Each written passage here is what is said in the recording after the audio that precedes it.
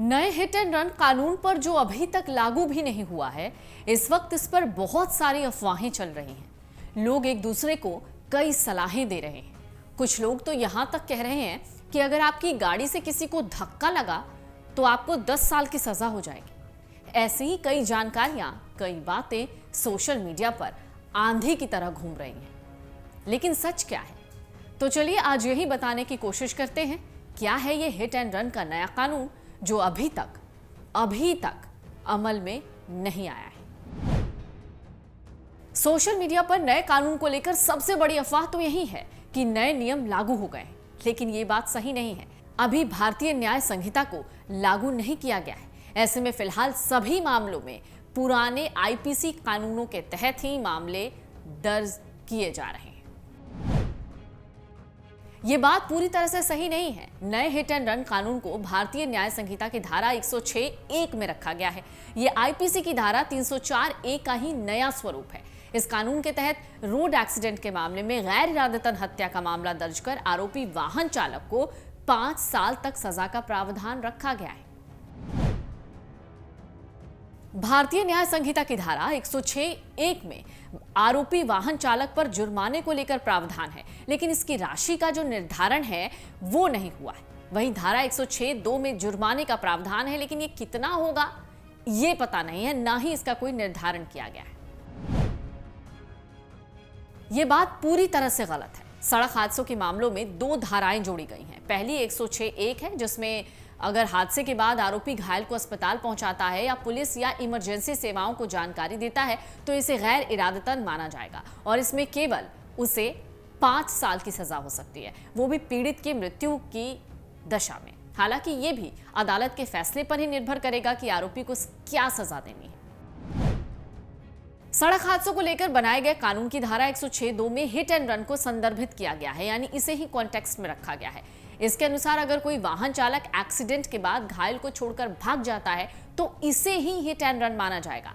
ऐसे आरोपी को 10 साल की सजा हो सकती है और जुर्माना भी लगाया जा सकता है। ड्राइवरों ने कानून पर चिंता जताई थी। कहा था कि अगर वो मौके से फरार नहीं हुए तो वो मॉब लिंचिंग का शिकार हो जाएंगे, यानी भीड़ पकड़ लेगी, मार डालेगी या फिर बहुत हद तक नुकसान पहुंचा सकती है। इसका जवाब दरअसल खुद गृह मंत्रालय ने दिया था। गृह मंत्रालय ने बताया कि अगर किसी वाहन चालक को मॉब लिंचिंग का खतरा है तो मौके से जा सकता है, लेकिन उसे फोन की मदद से या नजदीकी पुलिस थाने में जाकर इसकी जानकारी देनी होगी।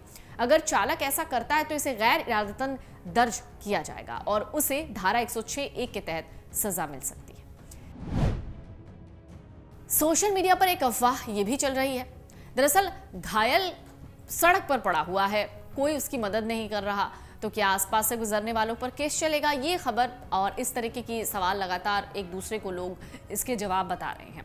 घायल की मदद के लिए आगे ना आने वाले लोगों पर भी केस चलेगा, लेकिन ऐसा नहीं है। नए हिट एंड रन कानून में ऐसा कोई प्रावधान नहीं है, लेकिन लोगों का जो कर्तव्य है वो ये कि वो घायल और पीड़ित के लिए मानवता दिखाएं, आगे आए।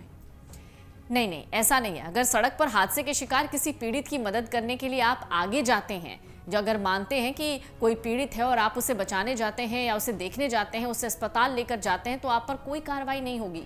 पुलिस आपका बयान दर्ज करेगी और उस आधार पर दोषियों पर कार्रवाई होगी। अब आप ये भी सोच रहे होंगे कि इस नए कानून पर किस बात का विरोध हो रहा था। इस पर भी कई तरीके की खबर आपने पढ़ ली होगी, लेकिन सच क्या है?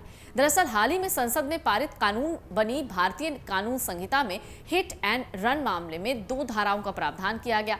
इसमें लापरवाही से वाहन चलाने से अगर किसी की मौत हो जाती है और आरोपी मौके से भाग जाता है तो उसे 10 साल की जेल और 7 साल तक का जुर्माना, जिसकी सजा मिल सकती है। तो हिट एंड रन मामलों में पहले कानून क्या था ये भी जानना आपके लिए जरूरी है। इन मामलों में आईपीसी की धारा 279 यानी लापरवाही से गाड़ी चलाना, 304(a) लापरवाही से मौत और 338 यानी जान जोखिम में डालना के तहत केस दर्ज किया जाता था। ऐसे मामलों में 2 साल की सजा का प्रावधान है। तो ड्राइवरों को क्यों फिक्र हो रही थी? नए कानून को लेकर दरअसल ड्राइवर में खासी चिंता है। ड्राइवरों का कहना था कि अगर एक्सीडेंट के बाद वो भागे नहीं तो मॉब लिंचिंग हो जाएगी।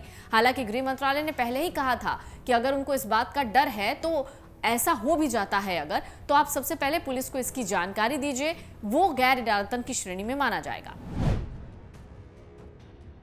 तो हर साल कितने हिट एंड रन के मामले सामने आते हैं, ये दरअसल आपको डरा सकता है। ज्यादा पीछे नहीं जाते हुए 2022 का ही जिक्र कर लें, जब देश भर में हिट एंड रन के कुल 47,806 मामले सामने आए थे और कई लोगों की जान चली गई थी।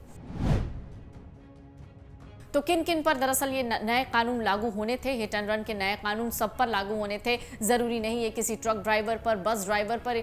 ये आप पर भी लागू हो सकते थे या आप पर भी लागू होने थे। मसलन अगर मैं गाड़ी चला रही हूं और मेरी गाड़ी से किसी को धक्का लगा, वहां उसकी मौत हो गई, तो हिट एंड रन का केस मेरे ऊपर भी होगा। ये सिर्फ ट्रक ड्राइवर्स या बस ड्राइवर्स के लिए नहीं था, इसमें 2 पहिया, 4 पहिया ट्रक और बसें भी शामिल थी। अगर आप ये वीडियो YouTube पर देख रहे हैं तो हमारे चैनल को सब्सक्राइब करें और बेल आइकन को दबाना ना भूलें। अगर आप Facebook पर ये वीडियो देख रहे हैं तो हमारे पेज को लाइक करें।